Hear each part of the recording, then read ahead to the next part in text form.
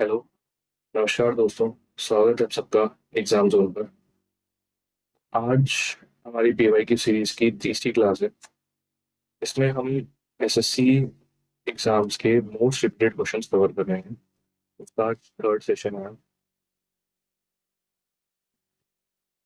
बाकी के जो दो सेशन है, फर्स्ट और सेकंड जो सेशन है, उनके लिंक्स आपको डिस्क्रिप्शन में मिल जाएंगे, तो आप वहां से जाके भी चेकआउट कर सकते हैं। आइए आज की क्लास शुरू करते हैं। सबसे पहला सवाल है, India was named Bharat after Bharat जना। In which of the following datas is the first mention of this जना found? इंडिया तो जो नाम था भारत, वो भारत जना में भारत जना के ऊपर रखा गया था। तो ये जो भारत जना है, वो कौन से वेदा में मिलता है?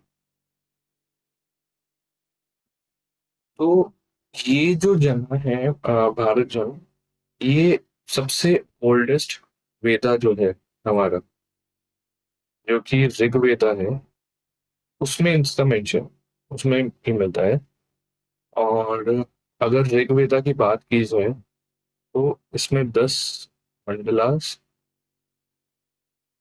और 1028 श्लोकाज हैं। और जो सेज हैं जो इसको पढ़ते हैं, है ना, उनका नाम है होत्री। उनका नाम है होत्री, है ना। तो भारत जना जो है, वो ऋग्वेदा में इसका मेंशन है। तो हमारा आंसर हो जाएगा option B, Rigveda. In which of the following Vedas was the Dasarjana war mentioned? दसरजना जो वॉर थी, जिसको वॉर ऑफ 10 किंग्स भी कहा जाता है, वो कौन से वेदा में मेंशन है? तो पहले तो ये जो वॉर थी, ये वॉर हुई थी परशुनी रिवर के बैंक्स पर। और इस बैटल में जो भारत जना के जो किंग थे, सुदा सुदा, उन्होंने जो अलायंस था, ये जो 10 किंग्स का अलायंस था ना, उसको डिफीट किया था। जो भारत जना के किंग थे ना, सुदा, उन्होंने इस जो अलायंस था 10 राजाओं का, उसको डिफीट किया था। और ये जिस वेदा में मिलता है वो है ऋग्वेदा। ऋग्वेदा में इस वॉर का मेंशन है। और अगर पूछा जाए कि कौन से मंडला में है, तो वो था सेवेंथ मंडला। ये ऋग्वेदा के सेवन मंडला में ये जो दसों योद्धा है, उसका मेंशन किया गया। अगला सवाल है, the main chief social unit of the Aryans was dash. तो जो आर्यंस का जो एडमिनिस्ट्रेटिव यूनिट था ना, वो टोटल 5 पार्ट में डिवाइडेड। 5 पार्ट थे। एक था कुल, एक था ग्राम, एक था विश्व, एक है जन, और एक था राष्ट्र, है ना। तो इन 5 में जो एडमिनिस्ट्रेटिव यूनिट था आर्यंस का, उसको डिवाइड किया गया था। और अगर बात की जाए, जो सोशल यूनिट का हेड था, जो मेन हेड होता था ना, वो होता था जना। जना जो है वो सोशल यूनिट का हेड होता था। तो हमारा आंसर हो जाएगा ऑप्शन डी, जना। अब पूछा जाए कि विलेज के जो हेड होते थे, उनको क्या कहा जाता था, तो वो थे ग्रामीणी। ग्रामीणी विलेज का हेड को कहा जाता था। और अगर रूलर ऑफ पीपल की बात की जाए, तो वो होते थे राजन। राजन जो होता था, उसको रूलर ऑफ पीपल कहा जाता था। और हेड ऑफ द वर्ल्ड की अगर बात की जाए, वो थे विश्वपति। ये हेड ऑफ द वर्ल्ड है। तो ये कुछ इम्पोर्टेंट टर्म्स है रिगार्डिंग की टाइटल्स दिए गए थे बाय द आर्यंस अलग अलग पोस्ट पे। तो ये भी आप थोड़ा याद कर लीजिएगा। आगे बढ़ते हैं। Which of the following varnas mainly did farming, animal husbandry, trade, and in the later Vedic period? कौन से वर्णा में farming, animal husbandry, trade in सब का मेंशन है?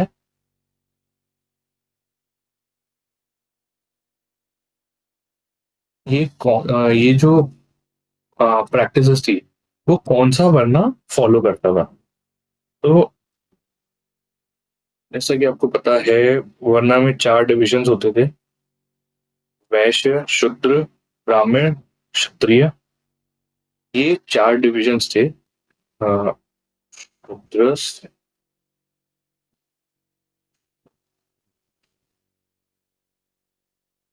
शूद्र, ब्राह्मण, क्षत्रिय, वैश्य। ये चार डिविजन्स थे द पीपल, है ना। इसमें से क्षत्रिय मेनली जो वॉरियर्स होते थे वो होते थे, है ना। Brahmins were considered the upper caste. Shudras का जो मेन जॉब था वो था टू सर्व ब्राह्मण, क्षत्रिय और वैश्यस, है ना। और इसी टाइम के दौरान कास्ट सिस्टम स्टार्ट हुआ था और ये जो कास्ट सिस्टम है वो बाय बर्थ डिसाइड होता था। इसका जो डिटर्मिनेशन था कि कौन कौन से वर्णा में जाएगा वो कास्ट बाय बर्थ ही डिसाइड हो जाता था, है ना। वैश्य जो होते थे उनका मेन काम जो होता था वो ट्रेड का काम होता था ना। ये बेसिकली ट्रेडर्स होते थे, ठीक है। तो यहाँ जो हमसे पूछा गया है फार्मिंग, एनिमल हस्बेंड्री और ट्रेड के बारे में, तो ये जो काम है ये बेसिकली वैश्या से होता था ना। तो हमारा आंसर हो जाएगा option B, Vysya. In the Asian name of which of the following rivers was Vipasa? इनमें से कौन सी नदी का नाम जो पुराना था वो विपासा था? तो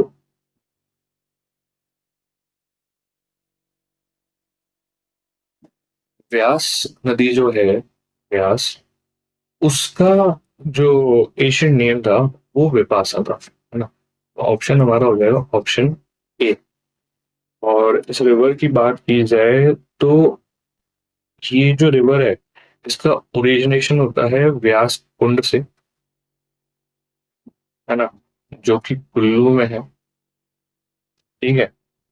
अ, कुल्लू में स्थित है ये व्यास कुंड। और माउंटेन रेंज अगर पूछी जाए तो फिर पांचल माउंटेन रेंज है, उसमें ये जो कुंड है वो लोकेटेड है ना। इसके अलावा कुछ और नदियां हैं, उनके भी ऐसे नाम दे लिए हैं, जैसे चेनाब है, इसका हो जाता है अस्किनी। अस्किनी इसका एशियन नाम नेम है। सतलज का है तुर्दी। हाँ, ये सतलज का हो जाता है। रवि की बात की जाए तो इसका है परमुशिनी, है ना। इसके अलावा झेलम है।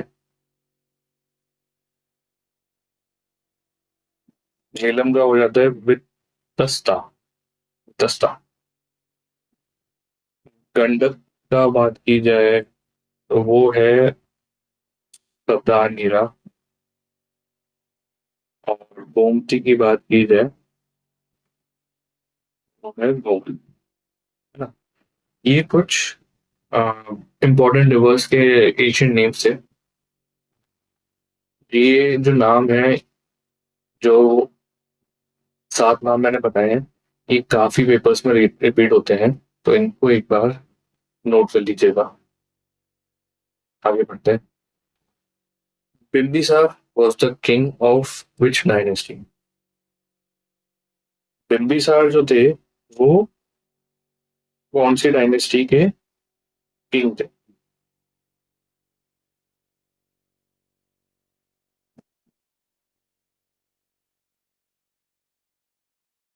तो अ, एक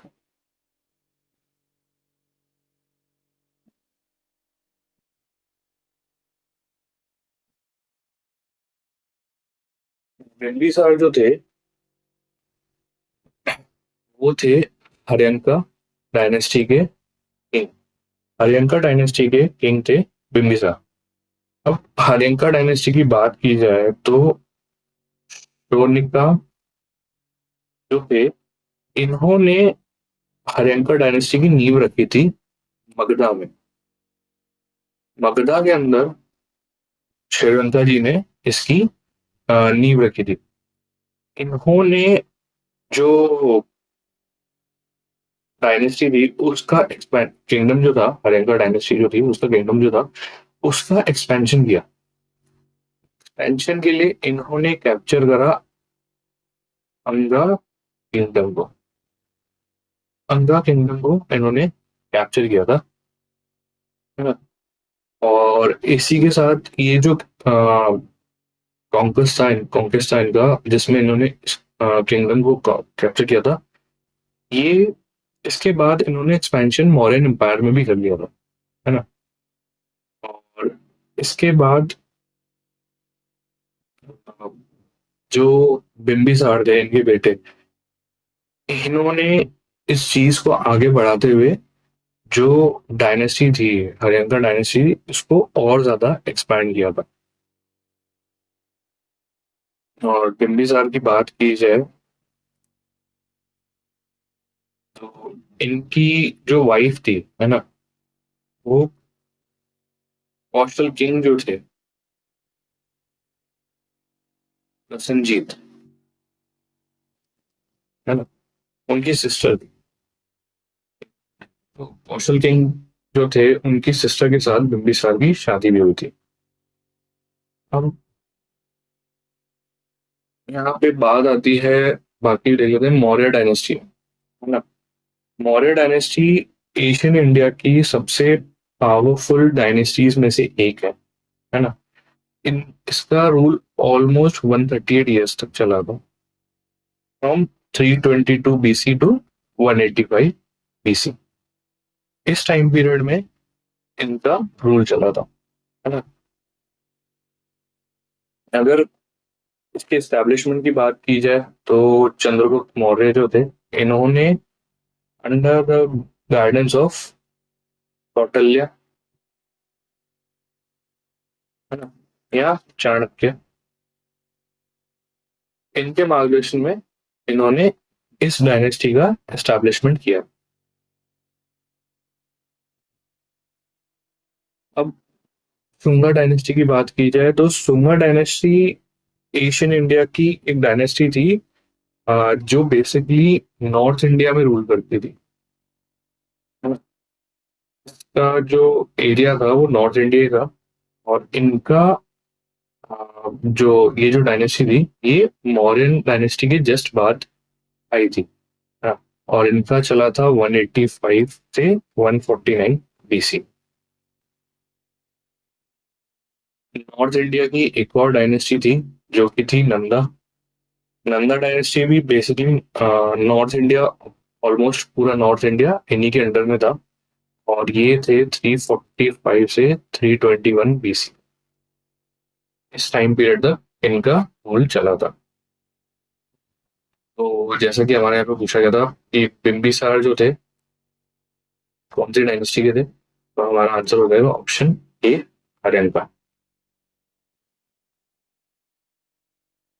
was called Agramas or Exandremus by the Greek writer?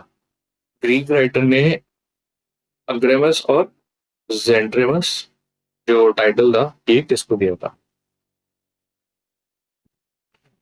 तो ये जो टाइटल दिया गया था वो नंदा डायनेस्टी के आखिरी जो राजा थे, नंदा डायनेस्टी के लास्ट रूलर जो थे, उनको दिया गया था।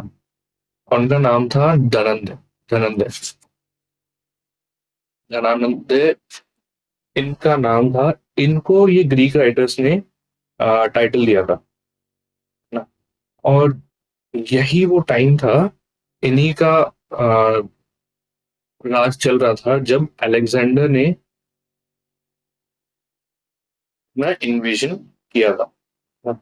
इन्हीं के रूल के दौरान ही अलेक्जेंडर ने अपना इन्वेजन किया था। और नंदा डायनेस्टी की बात की जाए तो इसके फाउंडर थे महापद्मा नंदा।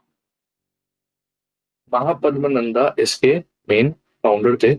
और इनका रूल चला था 344 से 323 बीसी तक। इस टाइम तक इनका रूल चला था।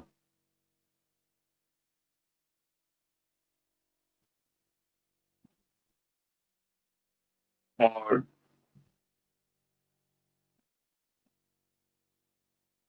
पहले राजा ये थे और आखिरी धनानंद जी थे। हमारा आंसर हो जाएगा option D, Dhanananda. Which of the following book was written by Panini? Panini ने कौन सी बुक लिखी थी? पहले तो पनीनी जी थे कौन? पनीनी जी थे पहले, कह लीजिए, इन्होंने ही संस्कृत लैंग्वेज की ग्रामर का इजाद किया था। इन्होंने ही इस्टेब्लिश की थी। जो भी रूल्स होते थे ना कि संस्कृत में जो ग्रामर होती है, ये इन्होंने ही बनाई थी संस्कृत की। इन्होंने टोटल 3959 रूल्स बनाए थे ऑफ ग्रामर। हाँ। और इसको जो कंपाइलेशन था, इसका जो भी कह लीजिए जितने भी नियम थे, ये सब इन्होंने एक बुक में लिखे थे। और उस बुक का नाम था अष्टधाई। अष्टधाई जो बुक है, ये ग्रामर बुक है संस्कृत की। ये वैदिक पीरियड में लिखी गई थी, है ना। वैदिक पीरियड में लिखी गई थी बाय पनीनी। इन्होंने ये किताब लिखी थी। तो यहाँ पे हमारा आंसर हो जाएगा ऑप्शन सी, अष्टध्यायी।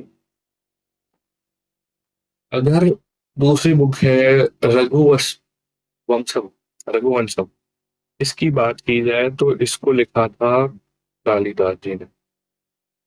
कालिदास जी ने इस बुक को लिखा था, है ना।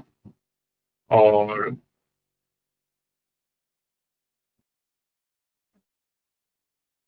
मनुस्मृति की बात की जाए तो इसको भृगु जी ने लिखा था। भृगु जी ने इस बुक को लिखा था। और था सरित्र सागरा, इसकी बात की जाए तो इसको लिखा था सोमदेव जी ने।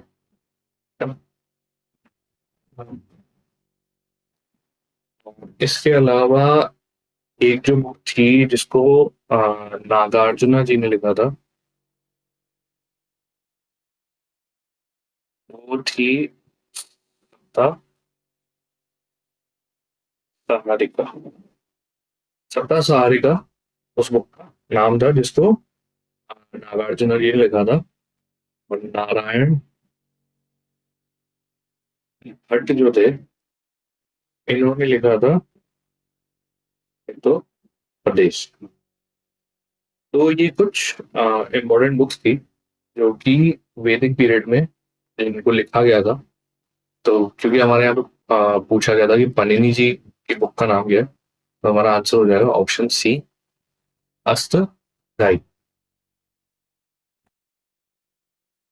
As per the Tamil tradition, assemblies of poet known as Sangam were held at। Tamil tradition में जो पोएट्स होते थे उनकी असेंबली लगती थी, उनका एक कह लीजिए कॉन्फ्रेंस होता था। जिसको संगम कहा जाता था, वो कहाँ पे हुआ? तो ये जो पीरियड है, संगम पीरियड, वो चला था 300 बीसी से ऑलमोस्ट 300 एडी, और 600 साल तक ये संगम पीरियड चला था, है ना? तो ये आ, ये जितने भी तमिल पोएट्स होते थे ना, इनकी एक गैदरिंग होती थी, उसको कहा जाता था। टोटल 3 संगम हुए थे ना। उसमें से पहला जो था वो हुआ था मदुरई में, दूसरा हुआ था कपट्टापुरम में, और जो तीसरा था वो वापस मदुरई में ही हुआ था, है ना? तो टोटल 3 संगम हुए थे, और तीनों अ, जो है मदुरई, कपट्टापुरम और वापस मदुरई में हो गए। तो यहाँ पे जो हमारा आंसर हो जाएगा वो हो जाएगा ऑप्शन ए, मदुरई।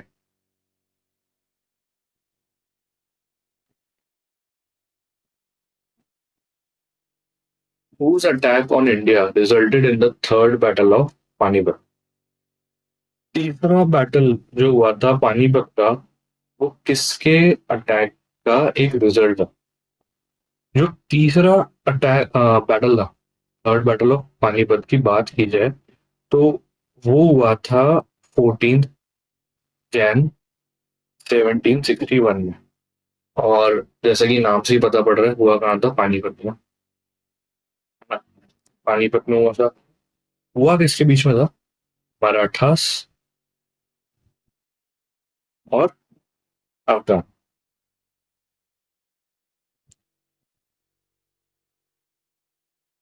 इन दोनों के बीच में, मराठा एम्पायर और अफगान आर्मी के बीच में ये तीसरा बैटल हुआ था।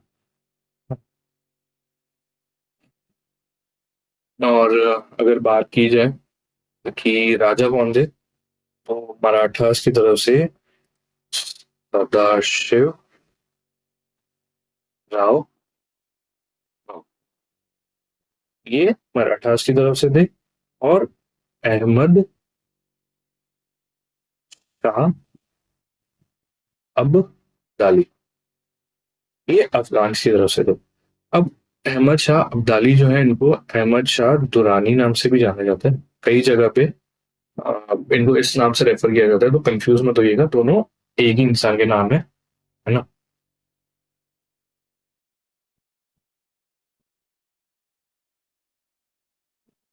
तो इन दो के बीच में ये बैटल हुआ था, और इसको 18 सेंचुरी का 18 सेंचुरी का सबसे बड़ा बैटल भी माना जाता है ना? इसको सबसे ज्यादा सबसे बड़ा बैटल माना जाता है। इस बैटल में क्या हुआ था? अब ये जो अफगान आर्मी थी, जिसको अहमद शाह लीड कर रहे थे, इनको सपोर्ट मिला था from Nawab of Awadh. Awadh के जो नवाब थे, शुजा उद दौला, इनका, और रोहिल्ला अफगान जो थे, इनका सपोर्ट भी था, है ना? इन दोनों के सपोर्ट से इनकी आर्मी और स्ट्रांग हो गई थी। और जबकि मराठा जो आर्मी थी, मराठा आर्मी थी, इसको न सिख जाट राजपूत किसी का भी सपोर्ट नहीं मिल पाया था। तो पूछा गया है कि किसने अटैक किया था जिसके कारण ये वॉर हुआ, बैटल हुआ था। तो हमारा ऑप्शन हो जाएगा option B, Ahmad Shah Abdali. The first battle of Panipat was fought between Babur and dash. जो सबसे पहला बैटल था पानीपत का, वो किसके बीच में हुआ था? तो वो हुआ था बाबर और लोधी अंपायर के बीच में। बाबर और लोधी डायनेस्टी जो थी, इनके बीच में ये सबसे पहला बैटल लड़ा गया था ऑन 30 अप्रैल 1526, है ना? इस टाइम इस डेट को ये बैटल लड़ा गया था। और ये वही बैटल है जिसमें लोडी डायनेस्टी जो है ये हार गई थी और मुगल एम्पायर का एस्टैब्लिशमेंट हुआ था इंडिया। तो बाबर जो थे ये आ, एक तरह से इन्होंने मुगल एम्पायर बनाया था इंडिया के अंदर। और इसके लिए इन्होंने जो बैटल हुआ था पानीपत का, इसमें इब्राहिम लोदी जो थे इनको हराया था, है ना, जो कि उस टाइम पे लोडी डायनेस्टी के राजा थे। तो यहाँ हमसे पूछा गया था कि बाबर और किसके बीच में ये लड़ाई हुई थी। तो हमारा आंसर हो जाएगा ऑप्शन डी, इब्राहिम लोदी। और बात की जाए बाबर की तो उन्होंने 1526 से 1530 तक रूल किया था इंडिया पे। और इनको सक्सीड किया था इन्होंने, इनके बेटे हुमायूं ने। हुमायूं ने बाबर को सक्सीड किया था। और बाबर की एक बायोग्राफी भी है जो कि है बाबर नामा। बाबर नामा इनकी बायोग्राफी का नाम है ना। आगे बढ़ते हैं। In which year was the battle of Goa fought? Battle of Goa कब लड़ा गया था? अब बैटल ऑफ गोवा जो है ये लड़ा गया था बिटवीन जो पोर्चुगीज थे, जो कि अल्फांसो डी एल्बरकर्की के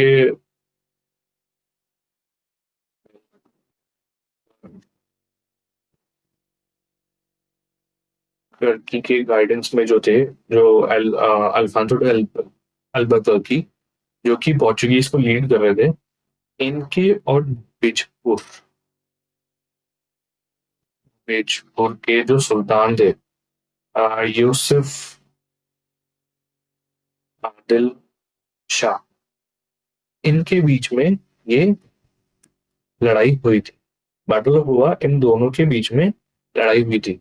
और इसमें पोर्चुगीज ने इनको हराया भी था, सुल्तान को।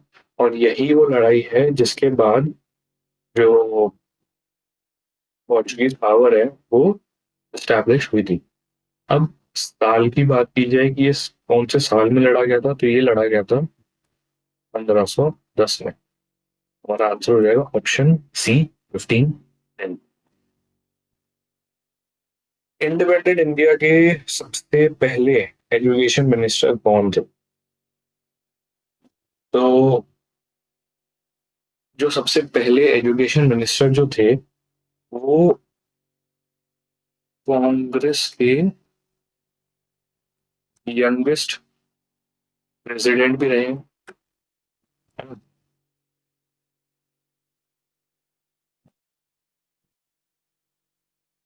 इनका नाम था अबुल कलाम आजाद। बहुत इजी सवाल है। एक कई बार पेपर में पूछा गया है, आई गेस लास्ट 2022 और 23 दोनों में ही ये सवाल पूछा गया था। ठीक है, तो हमारा आंसर हो जाएगा ऑप्शन बी, अबुल कलाम आजाद। और इनका एक बहुत फेमस न्यूज़पेपर भी था, इसके एडिटर थे अल हिलाल। अल हिलाल इनका एक बहुत फेमस न्यूज़पेपर भी था। और एक मूवमेंट था जिससे ये बहुत एसोसिएट, मतलब इन्होंने ही उसको लीड किया था। वो था धरसना सत्याग्रह। इस मूवमेंट को इन्होंने लीड किया था। और ये जो मूवमेंट है वो हुआ था 1931 में। और बात की जाए कि इन्होंने कब से कब तक सर्व किया था, तो इन्होंने सर्व किया था 15 अगस्त 1947 से 2 फरवरी 1958 तक ना। ऑलमोस्ट 11 साल तक इनका इन्होंने ये पोजीशन होल्ड की थी of the education minister. Who was the constitutional adviser to the constituent assembly. Constituent assembly के एडवाइजर कौन?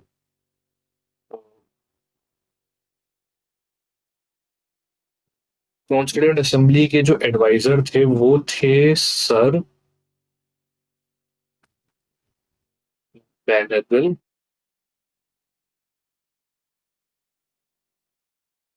राव, जिनको BN राव से भी नाम से भी जाना जाता है। तो हमारा आंसर हो जाएगा ऑप्शन बी, BN राव। इनका जो मेन काम था वो जनरल स्ट्रक्चर जो है कॉन्स्टिट्यूशन का, वो फ्रेमवर्क तैयार करवाने में इनका काम था कि मदद करें, है ना। जो जनरल स्ट्रक्चर है ना कॉन्स्टिट्यूशन का, उसको तैयार करने में इन्होंने मदद की थी in the year 1946।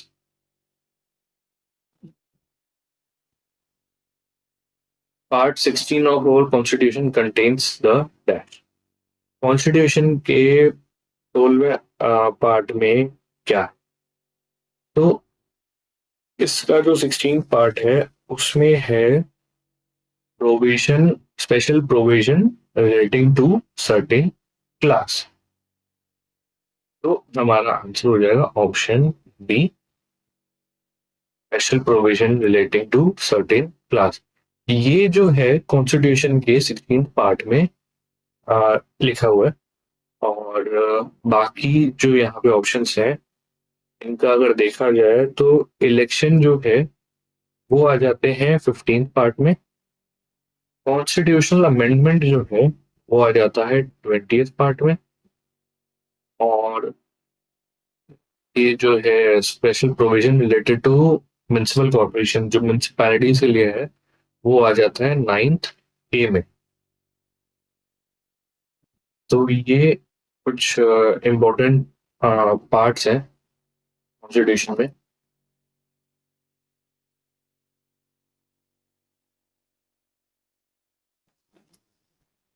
Which of the following subject comes under the state list in Indian Constitution? अब जैसा कि आपको पता है कि जो सब्जेक्ट्स हैं कि किस पे मतलब वो कौन रूल करेगा, किस पे जो भी नियम कायदे हैं, जो भी सब्जेक्ट्स हैं वो 3 लिस्ट में डिवाइड किए गए है ना। एक तो है यूनियन लिस्ट, एक है स्टेट, एक है कॉन्कर। यूनियन पे तो सेंट्रल गवर्नमेंट जो है वो अपना खुद ही नियम बनाती है और वो हर स्टेट को फॉलो करने होते हैं। स्टेट वाली जो होती है ये इंडिविजुअल स्टेट अपने हिसाब से अपने स्टेट की नीड के हिसाब से ये इन पे काम कर सकते हैं। कॉन्करेंट में जो इश्यूज हैं वो कॉमन होते हैं, सेंटर और स्टेट के जो इश्यूज होते हैं ना वो इन दोनों के लिए कॉमन होते हैं। अब यूनियन वाली लिस्ट में कौन से आ जाते हैं? यूनियन वाली में बैंकिंग हो गया, करेंसी है, एटॉमिक एनर्जी है, फॉरेन अफेयर्स है ना, डिफेंस कह लीजिए, ठीक है, रेलवे हो गया, इनकम टैक्स है। ये सारी जो प्रोविजंस हैं ये आते हैं यूनियन के अंदर। अ, देखा जाए तो यूनियन के पास टोटल 98 सब्जेक्ट्स हैं। ओरिजिनली 97 थे, तो एक और बढ़ गया है। और स्टेट की बात की जाए तो स्टेट में क्या आ जाता है? स्टेट में आ जाता है जो एग्रीकल्चर है, स्टेट में पुलिस, फॉरेस्ट, लोकल गवर्नमेंट, है ना। और इंटर स्टेट ट्रेड जो होता है, जो स्टेट से रिलेटेड चीजें हैं वो सारी इनके पास है। और देखा जाए तो ये है 61 टोटल सब्जेक्ट्स। पहले 66 थे, कम होके 61 ही रहेंगे। कॉन्करेंट में आ जाते हैं electricity, criminal law, stamp duty और लेबर वेलफेयर, फैक्ट्रीज। ये सारे कॉन्करेंट हैं सब्जेक्ट्स जिसपे स्टेट और यूनियन दोनों एक साथ काम करते हैं। इनमें बात की जाए नंबर ऑफ सब्जेक्ट तो वो है 52। पहले थे 47 जिनको बढ़ा के कर दिया गया 50। अब यहाँ हमसे सवाल पूछा गया है कि इनमें से कौन सा है जो स्टेट लिस्ट में आता है। तो स्टेट लिस्ट में जैसे कि मैंने बताया आपको, एग्रीकल्चर जो है स्टेट लिस्ट का पार्ट है। तो हमारा ऑप्शन हो जाएगा ऑप्शन सी, एग्रीकल्चर। उनमें से जो बाकी हैं पोर्ट, रेलवे और बैंकिंग, ये तीनों हैं यूनियन गवर्नमेंट। यूनियन जो सेंट्रल गवर्नमेंट है इसके सब्जेक्ट सब, तो इन पे जो है सेंटर ही ध्यान देता है। What does part 3 of the constitution relate to? Part 3 जो है कॉन्स्टिट्यूशन का, किस चीज से रिलेट करता है? तो पार्ट 3 जो है वो रिलेट, उस पे मेंशन है फंडामेंटल राइट्स। फंडामेंटल राइट्स जो है वो तीसरे पार्ट में बताए गए हैं। ठीक है, तो हमारा आंसर हो जाएगा ऑप्शन सी, फंडामेंटल राइट्स। अब बात की जाए बाकी जो ऑप्शन हैं, directive principles of state policy की बात की जाए तो वो आ जाता है फोर्थ में, है ना। फोर्थ पार्ट जो है उसमें आ जाता है।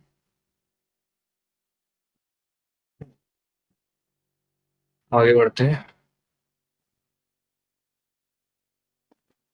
Which article of the Indian Constitution deals with the special provision related to states of Maharashtra and Gujarat?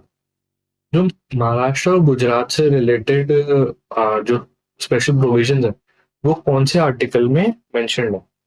तो मैं बता दूं,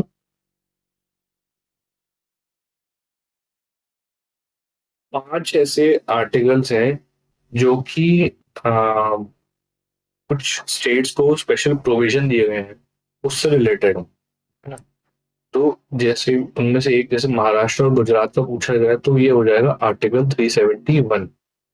371 में महाराष्ट्र और गुजरात का मेंशन किया गया है। हमारा आंसर है ऑप्शन ए, 371। अब नागालैंड की बात की जाए, नागालैंड की बात की जाए तो वो है आर्टिकल 371 ए। असम की बात की जाए वो है 371 बी। मणिपुर की बात की जाए वो है 371 सी। और आंध्र प्रदेश,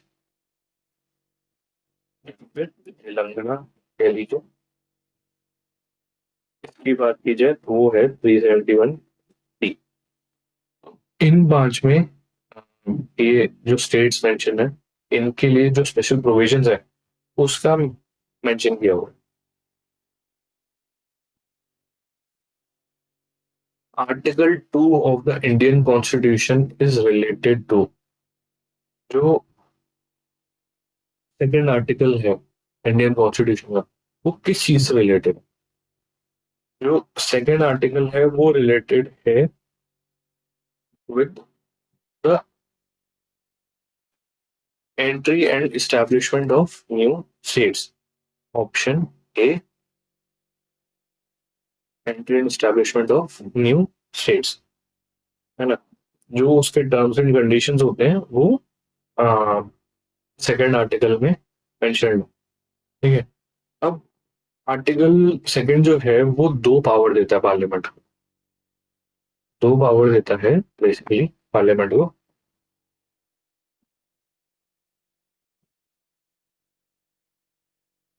एक है एस्टैब्लिशमेंट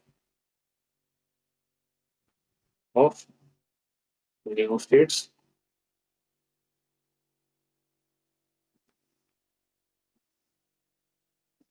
दूसरा है power to admit into union of India new states, है ना। तो ये दो हैं जो कि आर्टिकल सेकंड जो है वो पार्लियामेंट को पावर देता है। ठीक है, तो बात की जाए आर्टिकल 1 की।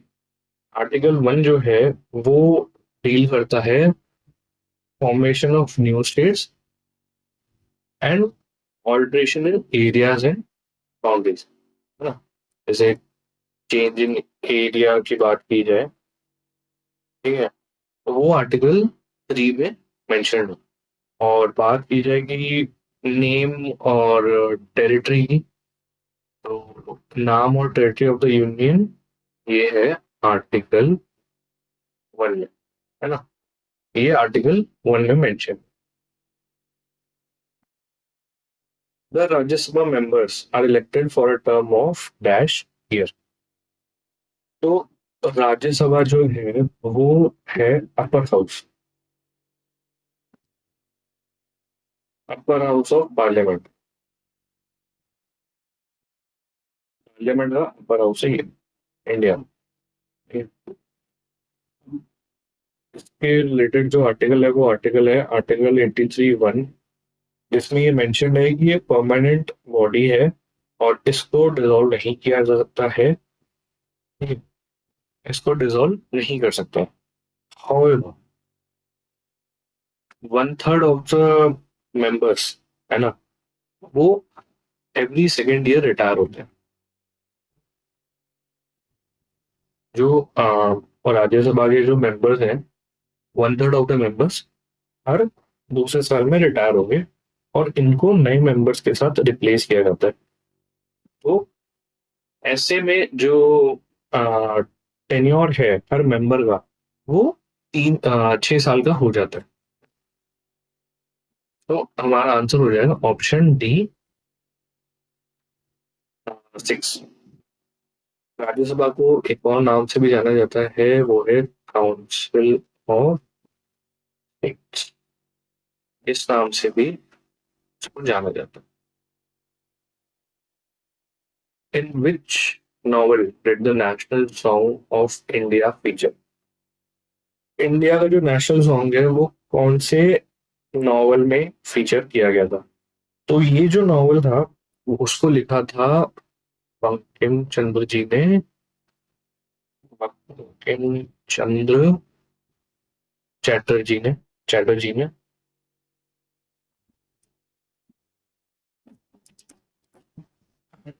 इसका नाम था आनंद मत। आनंद मत नाम का जो नॉवल था उसमें ये सॉन्ग मेंशन था। ठीक है, तो हमारा आंसर हो जाएगा ऑप्शन बी, आनंद मत। इसको अडॉप्ट कब किया गया एज द नेशनल सॉन्ग, वो किया गया 26 जनवरी 1950। और ये जो गाना है इसको सबसे पहले गाया गया था 1896 में, जो कलकत्ता सेशन हुआ था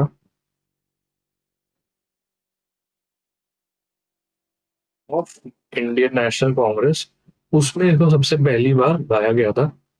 हाँ, तो हमारा आंसर है, नॉवल पूछा गया था तो हमारा आंसर हो जाएगा Anand Math, option B. In India who appoints the advocate general of the state. State के जो एडवोकेट जनरल होते हैं उसको कौन अपॉइंट करता है। तो एडवोकेट जनरल जो होते हैं वो स्टेट गवर्नमेंट के फर्स्ट लॉ ऑफिसर होते हैं, है ना। फर्स्ट लॉ ऑफिसर होते हैं, यही जो है स्टेट गवर्नमेंट को जितने भी लीगल मैटर होते हैं उस पे एडवाइस करते हैं, और जो भी लीगल ड्यूटीज होती है जो कि उस स्टेट का गवर्नर उनको अपॉइंट देता है, साइन करता है, उसको परफॉर्म करना इनका काम है। और आर्टिकल की बात की जाए कि कॉन्स्टिट्यूशन के कौन से आर्टिकल में एडवोकेट जनरल ऑफ स्टेट का मेंशन है, तो वो है आर्टिकल 165। 165 आर्टिकल में advocate general of the state का मेंशन किया गया है। और इनको अपॉइंट कौन करता है, इनको अपॉइंट करता है governor of the state, option A. When was Nota, none of the above, implemented for the first time in India? अगर आप कभी वोट डालने गए होंगे तो उसमें एक नोटा का ऑप्शन होता है, उसको कौन से साल में इम्प्लीमेंट किया गया था। तो नोटा क्या होता है,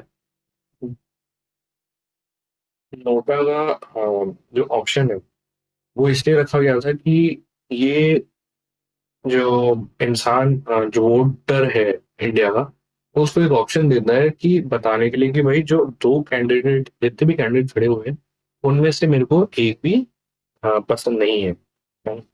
इनमें से मैं किसी को वोट नहीं डालना चाहता हूँ, ये बताने के लिए एक नोटा ऑप्शन दिया गया था। और ये लाया गया था तो वर्ष 2013 में। तो आंसर हो जाएगा ऑप्शन सी, 2013। और इसको सबसे पहली बार यूज किया गया था जो असेंबली असेंबली इलेक्शन हुए थे राजस्थान, मध्य प्रदेश, छत्तीसगढ़, मिजोरम और दिल्ली। इनके जो असेंबली इलेक्शंस हुए थे ना, उस टाइम पे सबसे पहली बार नोटा के ऑप्शन को यूज किया गया था। तो साल की बात की जाए तो साल हो गया 2013, option C. A huge collection of gas, dust, and billions of stars is called a gas, dust और स्टार्स का जो कलेक्शन होता है, उसको क्या कहा जाता है? सोलर सिस्टम में इसके कलेक्शन को क्या कहा जाता है? तो इसको कहा जाता है गैलेक्सी, ऑप्शन डी, गैलेक्सी। तो इन सब चीजों के कलेक्शन को कहा जाता है गैलेक्सी, है ना। मिल्की वे के बियॉन्ड भी कोई गैलेक्सी है। इसका जो डेमोन्स्ट्रेशन था वो सबसे पहले 1924 में एडविन हबल ने दिया था। एडविन हबल ने सबसे पहली बार बताया था कि मिल्की वे के बियॉन्ड भी गैलेक्सीज हैं। मिल्की वे वो है गैलेक्सी जिसमें हम रहते हैं, और इसका हिंदी नाम है आकाश गंगा। आकाश गंगा इसका हिंदी नाम है। हाँ। और जनरली जो गैलेक्सीज होती है ना, ये तीन टाइप के शेप होते हैं। ये तीन शेप्स में पाई जाती हैं। एक होता है स्पाइरल, एक होता है एलिप्टिकल, और एक होता है elliptical। ठीक है। ये तीन शेप्स में जो गैलेक्सीज है यूनिवर्स में वो पाई जाती है। और बात की जाए मिल्की वे की, जिस गैलेक्सी में हम रह रहे हैं, तो वो एक स्पाइरल गैलेक्सी है। वो स्पाइरल शेप पे है। The outermost layer of sun is called, सूरज की जो सबसे बाहरी परत है उसको क्या कहा जाता है? तो सूरज जो है वो है ना, गैसेस से सराउंडेड है। वो गैसेस से सराउंडेड है। आ, और इस जो जैकेट है गैसेस का उसको कहा जाता है एटमॉस्फेयर। ठीक है। इससे वो सराउंडेड है। और जो सबसे आउटर मोस्ट लेयर जो है उसको कहा जाता है कोरोना। ये कोविड 19 वाला कोरोना नहीं है, ये वो लेयर है सन की आउटर मोस्ट लेयर, इसको कोरोना नाम से जाना जाता है। Option D, corona. ये जो है जो लेयर है, ये जनरली क्या, जो ब्राइट लाइट आती है ना सन से, इसके कारण छुपी रहती है। इसको ऐसे ही अगर आप देखना चाहें तो विजिबल नहीं होगी। इसको देखने के लिए स्पेशल इंस्ट्रूमेंट्स लगते स्पेशल इंस्ट्रूमेंट्स लगते हैं। अगर इसको बिना उन इंस्ट्रूमेंट्स के देखना है तो वो देखा जा सकता है सिर्फ सोलर एक्लिप्स के टाइम, है ना। बस उस टाइम पे इसको बिना आ, उन इंस्ट्रूमेंट्स के देखा जाता है। जब टोटल सोलर एक्लिप्स आएगा तब ये जो लेयर है कोरोना की वो कंप्लीटली विजिबल होती है। Which of the following states is the largest producer of coffee in India? India में कॉफी का सबसे बड़ा प्रोड्यूसर कौन सा स्टेट है? अगर कॉफी की बात की जाए तो ग्लोबल लेवल पे इंडिया 6 रैंक पे आता है in terms of coffee production. और सबसे ज्यादा कॉफी कहाँ प्रोड्यूस की जाती है, वो की जाती है ब्राजील। ब्राजील फर्स्ट पे आता है। ठीक है। और स्टेट्स की बात की जाए तो स्टेट्स में सबसे पहला है कर्नाटका, फिर है केरला, उसके बाद है तमिलनाडु। ठीक है। ये टॉप थ्री स्टेट्स हैं ऑफ कॉफी प्रोडक्शन। कर्नाटका जो है वो ऑलमोस्ट 53% कॉफी प्रोड्यूस करता है पूरे इंडिया की। तो ये हम देख सकते हैं कितना मेजर प्रोड्यूसर है ऑफ कॉफी। तो यहाँ पे largest producer of coffee in India पूछा गया है, तो आंसर हमारा हो जाएगा option C, Karnataka. What is the approximate circumference of the earth? Earth का जो अप्रोक्सीमेटली सर्कमफ्रेंस है, तो अर्थ का जो सर्कमफ्रेंस है, अगर किलोमीटर में बात की जाए तो वो है 40,075 किलोमीटर। और अगर माइल्स में बात की जाए तो वो हो जाएगा 24,901 माइल्स। ठीक है। तो सरकमफ्रेंस अप्रॉक्स पूछा गया है, तो आंसर हो जाएगा हमारा ऑप्शन ए, 40,000।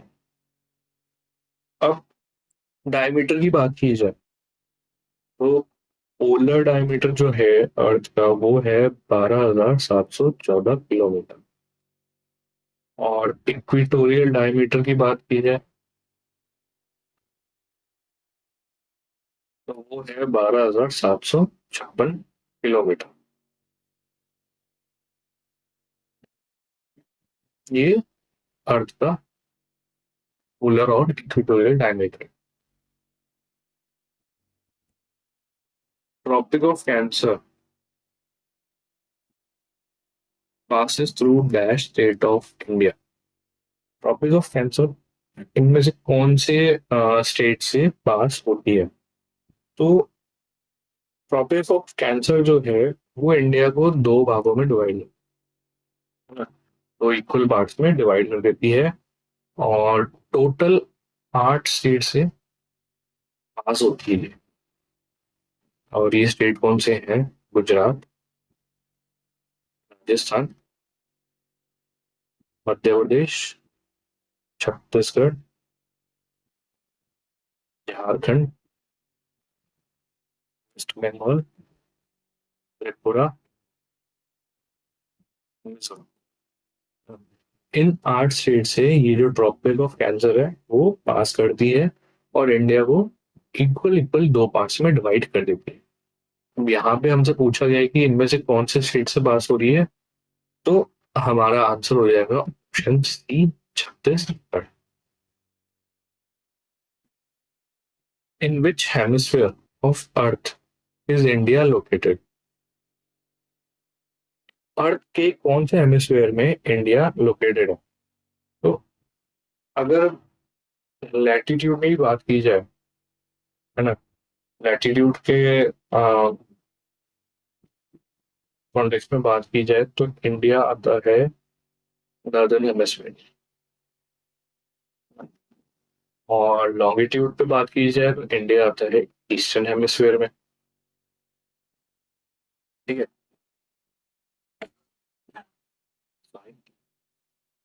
तो इंडिया जो है वो दो हेमिस्फीयर में आता है। ठीक है।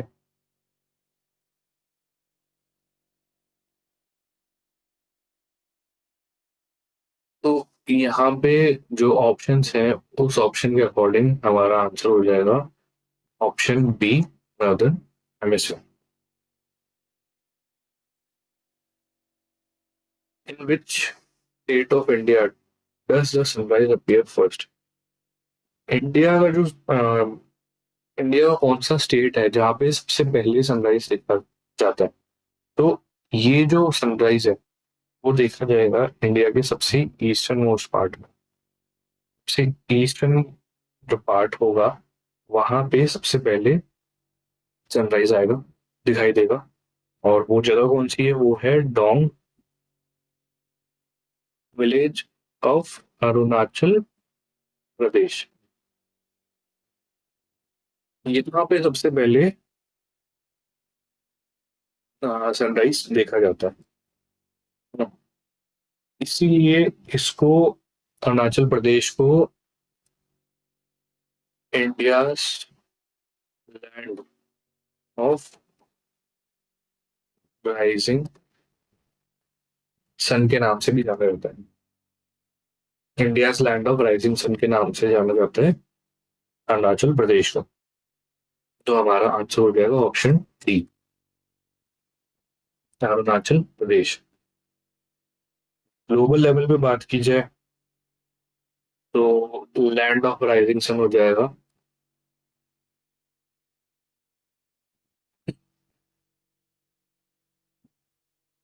जापान, और लैंड ऑफ मिडनाइट सन हो जाएगा नॉर्वे। ये ग्लोबल लेवल पे बात की गई है। Which country shares the longest border with India?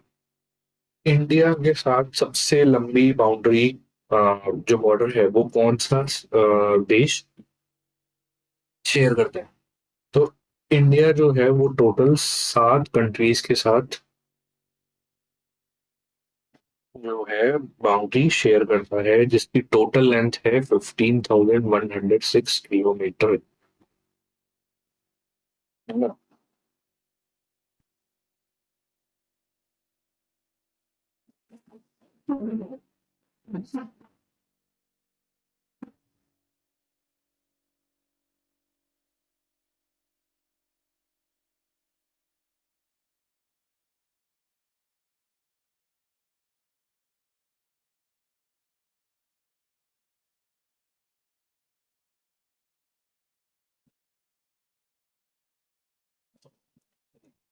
India जो है वो टोटल 7 कंट्रीज के साथ बाउंड्री शेयर 7 कंट्रीज के साथ बाउंड्री शेयर करता है, जिसकी जो टोटल लेंथ है वो 15,106 किलोमीटर से भी ज्यादा की है ना?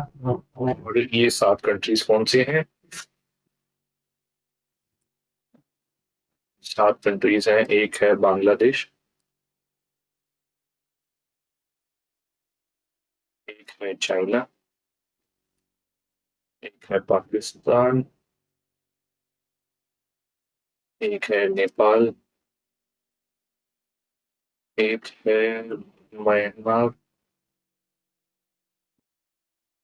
एक है भूटान, और एक है अफगानिस्तान। इन 7 कंट्रीज के साथ इंडिया बॉर्डर शेयर करता है। और सबसे लॉन्गेस्ट बॉर्डर की बात की जाए तो वो है बांग्लादेश के साथ, अप्रोक्सीमेटली 4,096 किलोमीटर का। और सबसे छोटा बॉर्डर की बात की जाए तो वो है अफगानिस्तान के साथ, जो है 106 किलोमीटर। तो यहाँ पे लॉन्गेस्ट बॉर्डर की बात की गई है, तो हमारा हो जाएगा option B, Bangladesh. The McMahon line the McMahon line separates the legal boundary of India from which of the following countries? McMahon line India और कौन से देश को बांटती है? मैकमोहन लाइन जो है वो जो लाइन है वो बांटती है इंडिया और चाइना को। Option A, China. इन दोनों का डिवीजन जो है वो इस लाइन के द्वारा किया गया। अब बाकी कुछ कंट्रीज का देख लेते हैं। पाकिस्तान जो है उसमें 2 लाइंस होती हैं जो डिवीजन कर रही हैं। एक है रेड क्लिफ लाइन, और एक है sir creek line. Sir creek line जो है वो रण ऑफ कच्छ की साइड है। रण ऑफ कच्छ की साइड जो है उसको सर क्रीक लाइन कहा जाता है, और बाकी रेड क्लिफ लाइन कहलाई जाती है और अगर बात की जाए इंडिया और अफगानिस्तान को जो डिवाइड करती है, उस लाइन का नाम है, उस लाइन का नाम है दुरंत लाइन। दुरंत लाइन जो है वो इंडिया और अफगानिस्तान को डिवाइड करती है। इन India, who among the following regulates the money supply? Money supply जो है उसका रेगुलेशन इंडिया में कौन करता है? तो इंडिया में जो मनी सप्लाई है उसका जो अथॉरिटी है ना, वो है आरबीआई के पास। Option C, RBI. आरबीआई ही मनी सप्लाई को कंट्रोल करेगा, जो प्राइस स्टेबिलिटी है उसको मेंटेन करेगा, इन्फ्लेशन को कंट्रोल करता है, प्लस इकोनॉमिक ग्रोथ जो है इंडिया की उसका भी आ, उसको भी मेंटेन करने का जो काम है वो आरबीआई के पास है। तो हमारा आंसर हो जाएगा option C, RBI, reserve bank of India. The first regional rural bank of India was established. The first regional rural bank, जो सबसे पहला ग्रामीण बैंक भारत का कौन सा था? सबसे पहला जो ग्रामीण बैंक भारत का था वो था प्रथमा बैंक, जो कि बेस्ड है यूपी में। यूपी बेस्ड बैंक है। इसके अगर हेडक्वार्टर की बात की जाए वो है मुरादाबाद। और कब बना था ये? वो बना था 2 अक्टूबर 1975 में। और स्पॉन्सर बैंक कौन है इसका? वो है सिंडिकेट बैंक। सिंडिकेट बैंक था इसका स्पॉन्सर बैंक।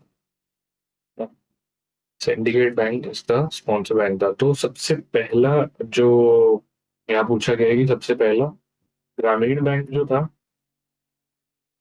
कौन सा था? वो था प्रथमा ग्रामीण बैंक। अब आप यहाँ पे एक और चीज, सिंडिकेट बैंक जो है इसका मर्जर कर दिया गया है। भी आपने रिसेंट कुछ साल पहले देखा होगा, काफी बैंक से मर्जर कर दिए गए थे। तो सिंडिकेट बैंक जो है वो कैनरा बैंक में मर्ज हो गया। हाँ, तो अब इसका स्पॉन्सर कैनरा बैंक बन गया है। If RBI increases the repo rate, what could the impact on the Indian economy be? Repo rate अगर बढ़ा दी तो उससे इंडिया की इकोनॉमी पे क्या फर्क पड़ेगा? सबसे पहले तो रेपो रेट है क्या?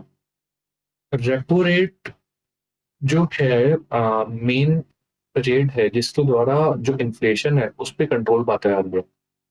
जब भी आरबीआई को लगता है कि मार्केट में मनी का जो फ्लो है वो बहुत ज्यादा हो गया है, तो वो रेपो रेट बढ़ा देता है। उससे होता क्या है, लोन महंगे होंगे।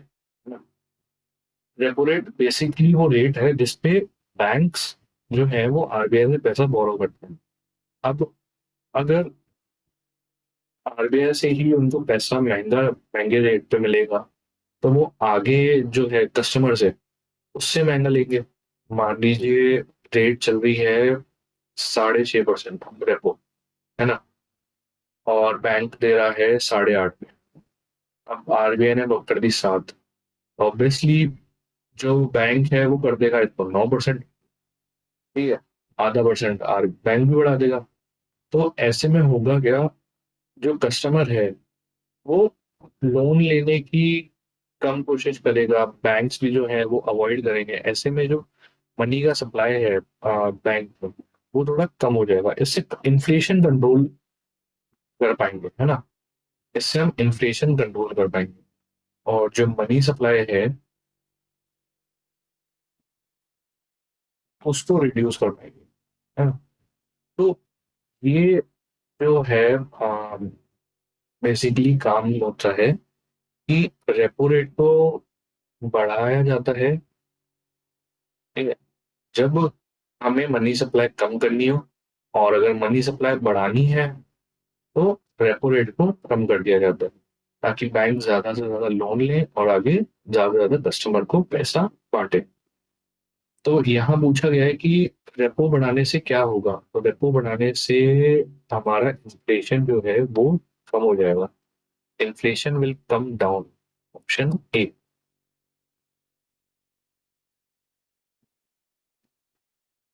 CRR, cash reserve ratio, is calculated as the percentage of each bank's dash. CRR होता है, CRR एक, जो भी बैंक्स है उनको एक रिजर्व में एक अमाउंट रखना पड़ता है, जितना भी उनके पास एनटीटीएल है, net demand and time liability, ठीक है। उसका एक सर्टेन परसेंटेज होता है जो हर बैंक को एज अ सिक्योरिटी आरबीआई के पास जमा करके रखना पड़ता है ना। इस पे ना तो उसको इंटरेस्ट मिलेगा ना कुछ। ये बस एक सिक्योरिटी के तौर पे कि कल को कुछ इकोनॉमिक क्राइसिस आए या कुछ भी हो तो बैंक अपना सेफ रह सके, है ना, वो दिवालिया ना हो। तो उसके लिए एक जो है परसेंटेज वो बैंक आरबीआई के पास रखता है, कि जनरली 4% के आसपास ही रहता है, कभी चेंज होता नहीं है ना।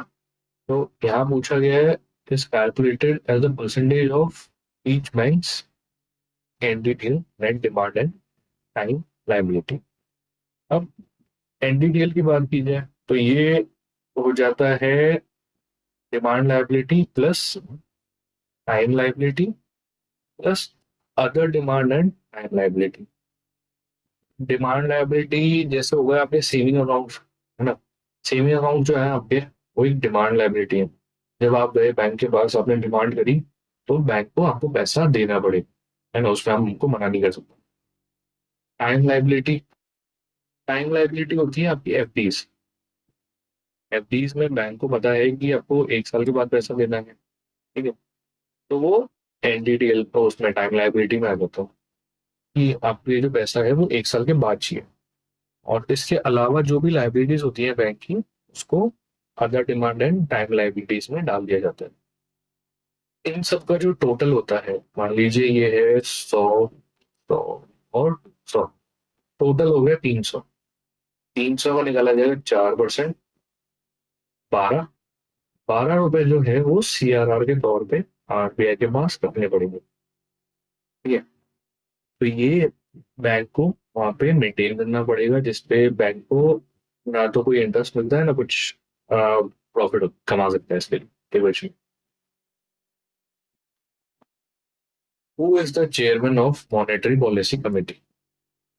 मॉनेटरी पॉलिसी कमेटी जो है उसके चेयरमैन कौन है। तो ये एक्स ऑफिशियो पोस्ट होती है। एक्स ऑफिशियो पोस्ट का मतलब क्या हो गया कि अ,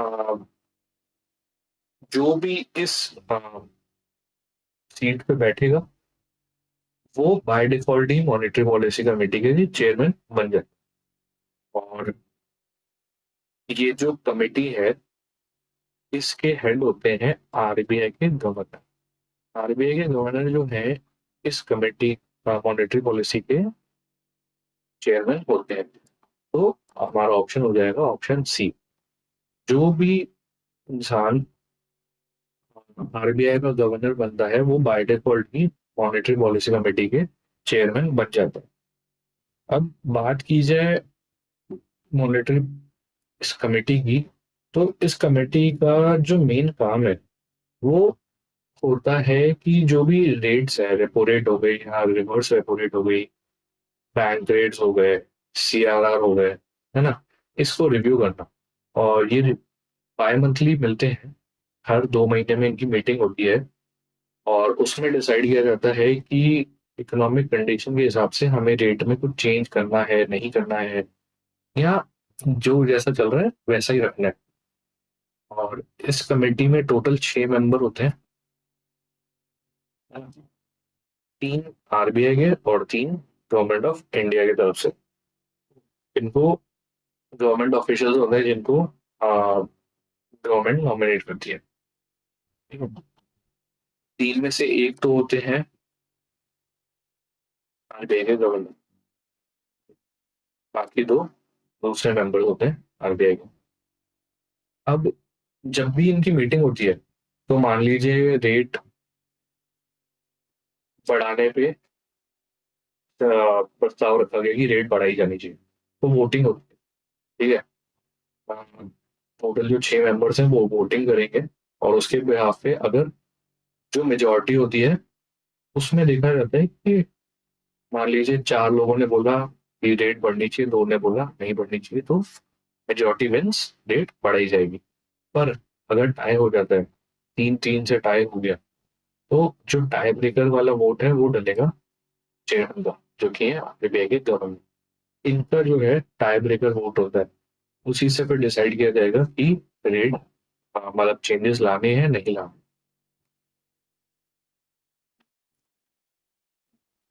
The first organized trade union in India, named Madras Labour Union, was formed in the year dash. जो सबसे पहली ट्रेड यूनियन थी इंडिया में, ऑर्गेनाइज्ड लेबर यूनियन जो थी, मद्रास लेबर यूनियन, वो कौन से साल में स्थापित की गई थी? वो बनी थी 1918 में। Option C. एग्जैक्ट डेट देखी जाए तो अप्रैल 13 1918 को इसको एस्टैब्लिश किया गया था, और इसको बनाया था पी भाड़िया जी ने, और बी कल्याण सुंदरम जी ने। इन दोनों ने मिलके इस ट्रेड यूनियन को एस्टैब्लिश किया गया था, किया। A device that can be used to test whether an object is carrying a charge or not is known as। अगर कोई ऑब्जेक्ट है जिसमें चार्ज है नहीं है, ये पता करने के लिए कौन सा डिवाइस यूज किया जाता है, तो वो पता पड़ता है इलेक्ट्रोस्कोप के द्वारा। ऑप्शन सी, इलेक्ट्रोस्कोप, है ना। इससे पता पड़ता है कि किसी बॉडी में इलेक्ट्रिक चार्ज है नहीं।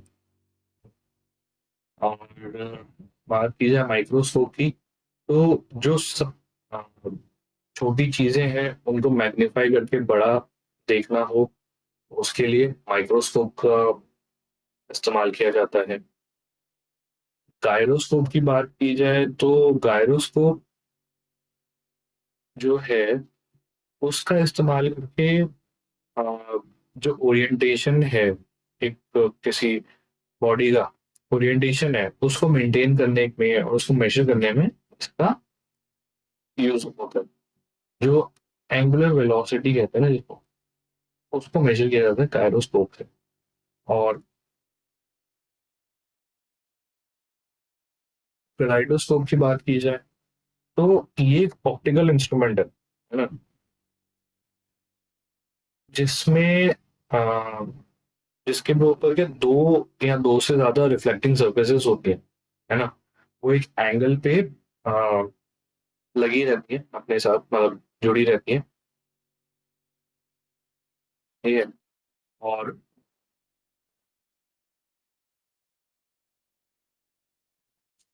इसकी मदद से क्या होता है ना कि एक जो ऑब्जेक्ट है, एक जो मिरर पे दिख रहा है उसको एक सिमेट्रिकल पैटर्न में दूसरे एंड पे देखने का भी काम किया जाता है, तो वो कोलाइडोस्कोप से होता है।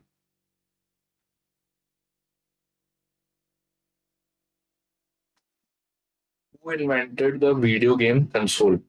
वीडियो गेम का जो कंसोल था ये किसने इन्वेंट किया? तो इसको इन्वेंट किया गया था रैल्फ एच गेयर के द्वारा। इन्होंने वीडियो गेम का जो कंसोल है उसको इन्वेंट किया था। ठीक है। अब बाकी बात की जाए, लैस्लो पेरो जो थे, इन्होंने बॉल पॉइंट पेन जो होता है उसको इन्वेंट किया था।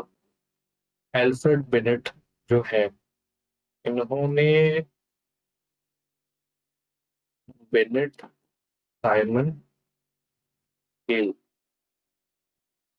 जिसकी मदद से आईक्यू टेस्ट जो होता है ना, इसको इन्वेंट किया था एल्फ्रेड बिनेट जी ने।